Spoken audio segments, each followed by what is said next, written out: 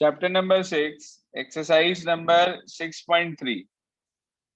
कल हमने question number 9 तक की प्रॉब्लम डिस्कस कर ली थी, जिसके अंदर लास्ट क्वेश्चन में मैंने आपको 9th में ये बताया था कि यदि आपको टेंजेंट की इक्वेशन दे रखी हो तो उस केस में एक ही पॉइंट निकलता है, और अगर बाई चांस दो निकल जाए तो उस केस में आप दोनों पॉइंट को सेटिस्फाई करा के देख लेते हैं। तो सेटिस्फाई करता है सिर्फ वही आंसर होता है और दूसरा नेग्लेक्ट हो जाता है।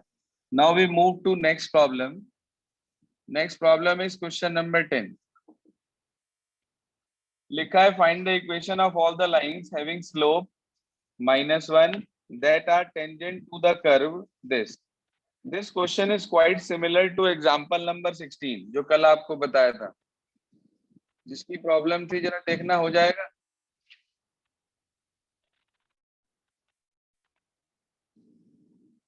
बिल्कुल एग्जाम्पल 16 के जैसा है, देख सकते हैं। वहां भी स्लोप आपको गिवन था, कर्व आपको गिवन था, dy बाई dx निकाल के इसके इक्वल पुट कर देंगे, पॉइंट कैलकुलेट कर लेंगे और वहां से इक्वेशन आपको मिल जाएगी।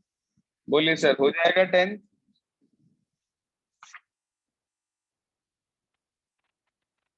अगला क्वेश्चन नंबर 11, ये भी सेम टू सेम वैसा ही क्वेश्चन है। कह रहा find the equation of all the lines having slope 2 which are tangent to the curve this. ये भी सेम क्वेश्चन है।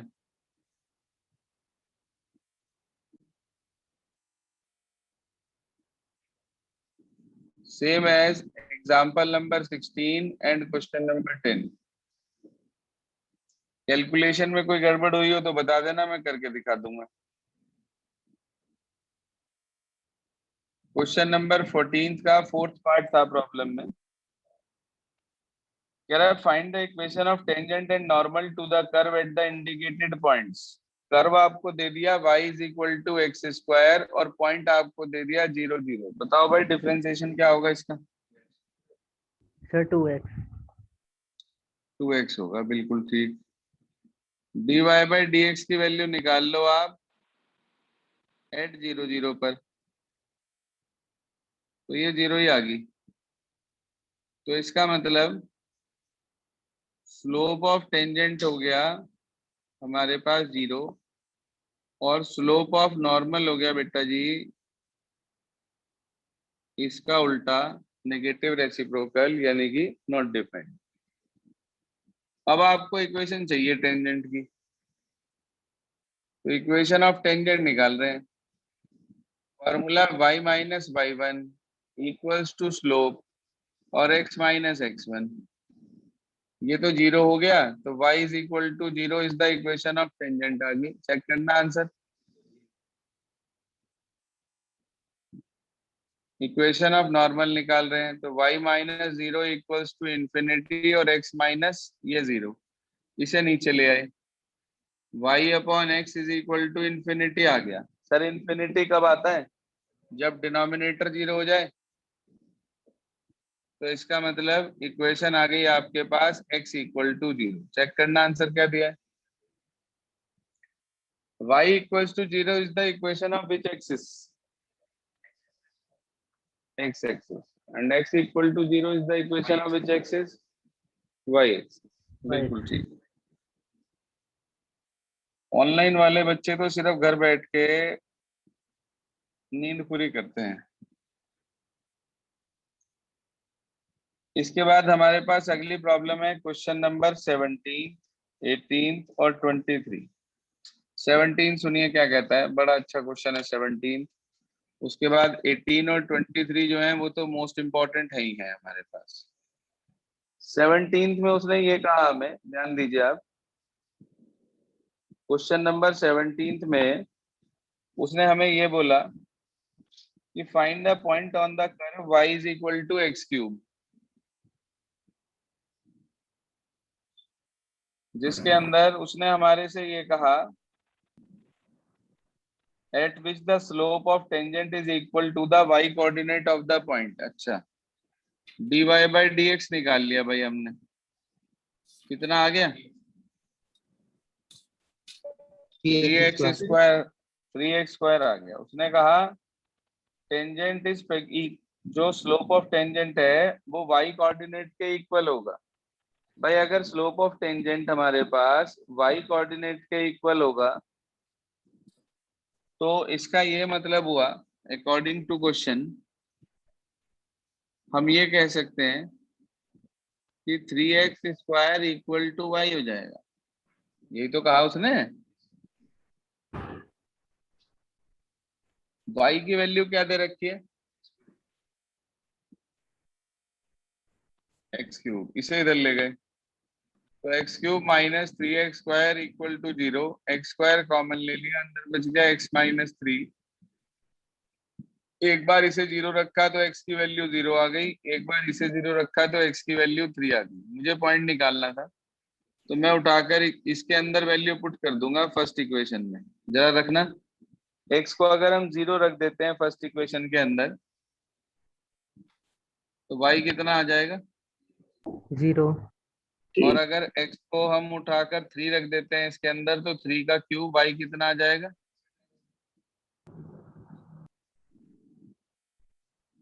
तो आप कह देंगे पॉइंट्स आर 0 0 327।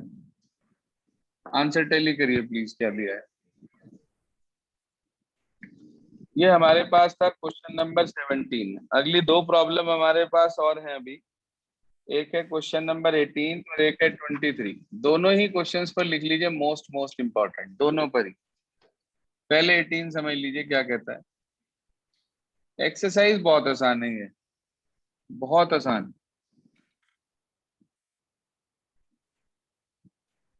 सुनिए सर क्या दिया है आपको। क्वेश्चन नंबर 18 ध्यान से समझो। उसने कहा for the curve this find all the points at which the tangent passes through the origin. उसने कहा एक कर्व है हमारे पास इस तरीके से, कह रहा है इस कर्व के ऊपर वो सारे पॉइंट निकाल लिए हैं जिस पर यदि हम टेंजेंट बनाते हैं तो वो टेंजेंट कहां से पास हो जाए? ओरिजिन से। मतलब 0 0 से पास हो जाए, ये कह रहा वो। मुझे नहीं पता भाई ये पॉइंट क्या है, मैंने इस पॉइंट को x1 y1 मान लिया। बोलो मान सकते हैं क्या? Yes sir. कर्व आपको दे रखा है y is equals to 4x³ minus 2x raise to की पावर 5। हाँ जी, इसका डिफरेंशिएशन बताइए सर क्या होगा?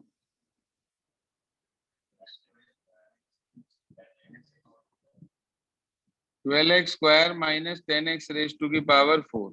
अच्छा, dy बाई dx की वैल्यू निकाल लो at the point where we have to find tangent, मतलब x1 y1 पर। तो ये हो गया 12x1 स्क्वायर माइनस 10x1 की पावर 4। इतने में कोई परेशानी? ये किसका स्लोप आ गया बच्चे? टेंजेंट का। आपको फिगर में दिखाई दे रहा कि टेंजेंट दो पॉइंट से पास हो रही? Yes sir. हाँ भाई, since tangent passes through 2 points, कौन कौन से हैं वो? 0 0 एंड x1 y1।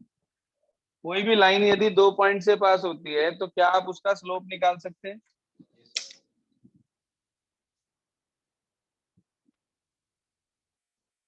हाँ जी, फॉर्मूला लिखवाया था आपको मैंने। तो आप कह सकते हैं so slope of tangent is equals to y2 minus y1 upon x2 minus x1, यानी कि y1 minus 0 upon x1 minus 0, मतलब y1 अपॉन x1 आ गया। यार एक बात बताओ, ये भी स्लोप ऑफ टेंजेंट है, इसे सेकंड कहा मैंने, इसे थर्ड कहा। कर्व की इक्वेशन को फर्स्ट मान लेना। हाँ भाई, ये भी स्लोप ऑफ टेंजेंट है और वो भी स्लोप ऑफ टेंजेंट है, तो क्या दोनों इक्वल होंगे? Yes sir.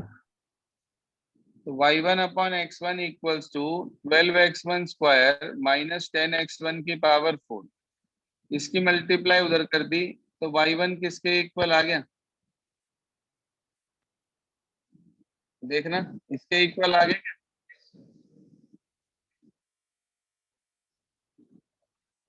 सर एक छोटी सी बात बता दो बस, ये पॉइंट x1 y1 टेंजेंट पे होने के साथ साथ और कहाँ है,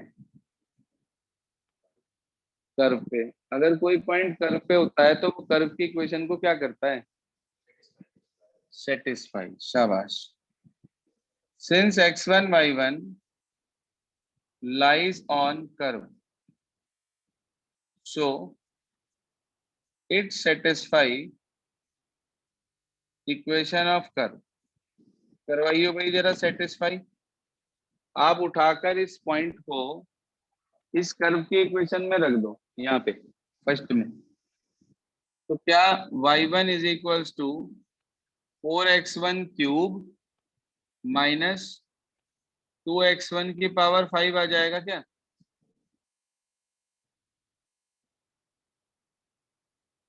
भाई ध्यान से सुन लो क्या करा। सबसे पहले कर्व था, डिफरेंशिएशन करा, पॉइंट पर हमने dy बाई dx की वैल्यू निकाल ली, वो हो गया स्लोप ऑफ टेंजेंट। फिर हमने देखा टेंजेंट 2 पॉइंट से पास हो रही है तो उसकी हेल्प से भी स्लोप निकाल लिया। दोनों स्लोप को हमने उठा के इक्वल रखा तो y1 की वैल्यू मिल गई हमें इतनी। अब हमने देखा x1 y1 जो पॉइंट है वो कर्व पे भी है, तो उसे उठा के कर्व की इक्वेशन में पुट कर दिया, उसे वहां पर सेटिस्फाई करा दिया मतलब। अब आप यदि ध्यान से देखो फोर्थ और फिफ्थ इक्वेशन को, तो आपको उन दोनों की लेफ्ट हैंड साइड सेम दिखाई देगी, है कैसे? तो अगर लेफ्ट यस सेम तो राइट भी सेम। तो क्या मैं ये कह सकता हूं कि फ्रॉम फोर्थ एंड फिफ्थ इन्हें इक्वल रख दिया दोनों को। 12x1 क्यूब माइनस 10x1 की power 5 equals to 4x1 cube minus 2x1 की पावर 5। बोलो भाई, 12 में से 4 चले गए, 8x1 क्यूब, और 10 में से 2 चले गए। देखना भाई यहां तक ओके आएगा सबको? यस सर 8 से 8 कट रहा क्या? इसे उधर ले जाओ तो आपको मिल गया x1 की पावर 5 माइनस x1 का क्यूब इक्वल टू 0। क्या कॉमन है भाई? x1 की पावर अंदर बच गया x1 स्क्वायर माइनस 1। क्या लिख सकते हैं x1 स्क्वायर माइनस 1 को? x1 plus 1, x1 minus 1। Factorisation तो हर बच्चे को आता ही होगा। एक बार इसे 0 रखा तो x1 की वैल्यू 0, एक बार इसे 0 रखा तो x1 की वैल्यू माइनस 1, एक बार इसे 0 रखा तो x1 की वैल्यू प्लस 1। सर आप x1 की वैल्यू उठा के चाहे तो रख दो फोर्थ में, चाहे रख दो फिफ्थ में, मर्जी आपकी है। आपको y1 की वैल्यू मिल जाएगी। बताओ x1 को 0 रखूं तो y1 कितना आएगा? 0 0 ही आएगा। शाबाश। y1 की वैल्यू कितनी आएगी अगर x1 को रखा जाए -1, चाहे यहाँ चाहे यहाँ? -2 -2। बिल्कुल ठीक बात, -2। और अगर 1 पुट करा जाए तो सिर्फ 2। तो हमारे पास सर पॉइंट्स आ गए, यदि आप ध्यान से देखें। पहला 0 0, अगला -1 -2, और उससे अगला 1, 2। चेक करना आंसर क्या दिया, 18 क्वेश्चन का आंसर। यस सर करेक्ट है देखो क्वेश्चन में कुछ भी नहीं था, सिर्फ और सिर्फ समझने वाली बात थी, और ऐसा कोई लॉजिक नहीं था। हमने क्या करा, दिए हुए कर्व का डिफरेंशिएशन करा, उसके अंदर वो पॉइंट पुट करा, स्लोप ऑफ टेंजेंट आ गया। वो पॉइंट कर्व पे भी था, वहां से वो टेंजेंट जो है सॉरी 2 पॉइंट से पास थी तो वहां से भी स्लोप ऑफ टेंजेंट निकाल लिया। दोनों को इक्वल पुट करके y1 की वैल्यू आ गई x1 की टर्म्स में।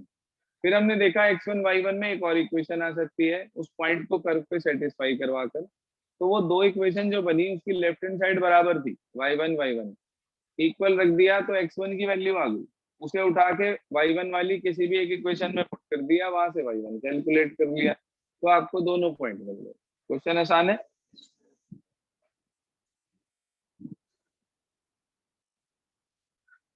इसके बाद आगे चलते हैं, देखिए ध्यान से।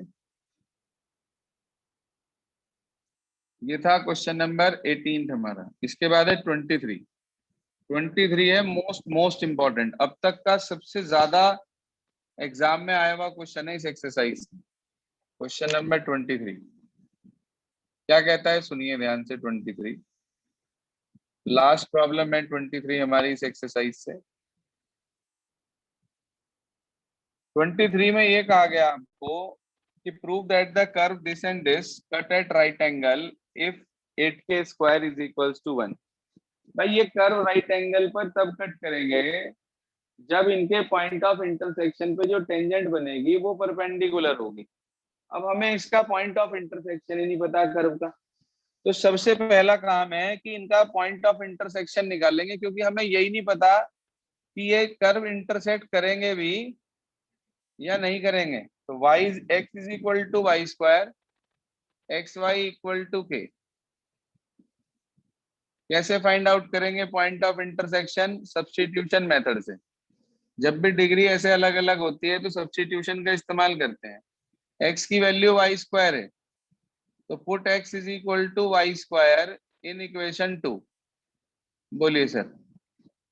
Y square into y equals to k, y cube equal to k, तो y की वैल्यू k की पावर 1/3 आ गई क्या?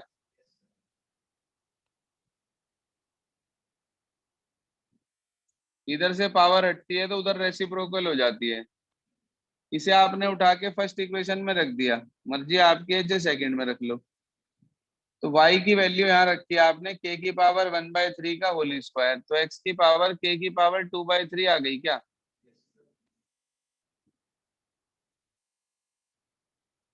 बिल्कुल बोलना ही नहीं चाह रहे आज।